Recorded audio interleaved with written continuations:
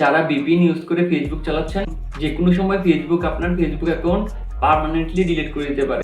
বর্তমানে আপনি বাংলাদেশ থেকে ফেসবুকে লগ ইন করতে পারতেছেন না, কারণ বাংলাদেশ থেকে ফেসবুকের আইপি অ্যাড্রেসটা বন্ধ করে রাখছে। যখনই আপনি ভিপিএন কানেক্ট করেন, ভিপিএন আপনাকে অটো আইপি অ্যাড্রেস সিলেক্ট করতে বলে। তার কারণ হচ্ছে আপনি যখনই ফেসবুকে লগ ইন করবেন, আপনার কাছাকাছি যে দেশে আইপি অ্যাড্রেসের স্পিড ভালো থাকবে, ওই অ্যাড্রেস ইউজ করে আপনাকে ফেসবুকে লগ ইন করা। ধরেন আপনি এখন ফেসবুকে লগ ইন করলেন, আপনার কাছাকাছি ইন্ডিয়ান আইপি অ্যাড্রেসের স্পিড ভালো, ভিপিএন আপনাকে ইন্ডিয়ান আইপি অ্যাড্রেস ইউজ করে ফেসবুকে লগ ইন করালো।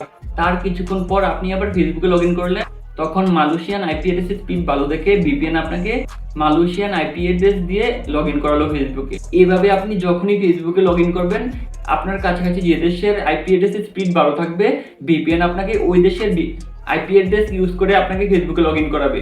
তখন আপনার অ্যাকাউন্ট ফেসবুকের আনইউজুয়াল অ্যাক্টিভিটির পলিসিতে পড়ে যাবে। ফেসবুক মনে করবে আপনার অ্যাকাউন্ট হ্যাক হয়ে গেছে, কারণ বারবার আইপি অ্যাড্রেস চেঞ্জ করতেছে। এখন আপনি বলতে পারেন আপনি তো অনেকদিন ধরে ভিপিএন ইউজ করতেছেন, আপনার ফেসবুক অ্যাকাউন্ট তো ডিলিট হচ্ছে না।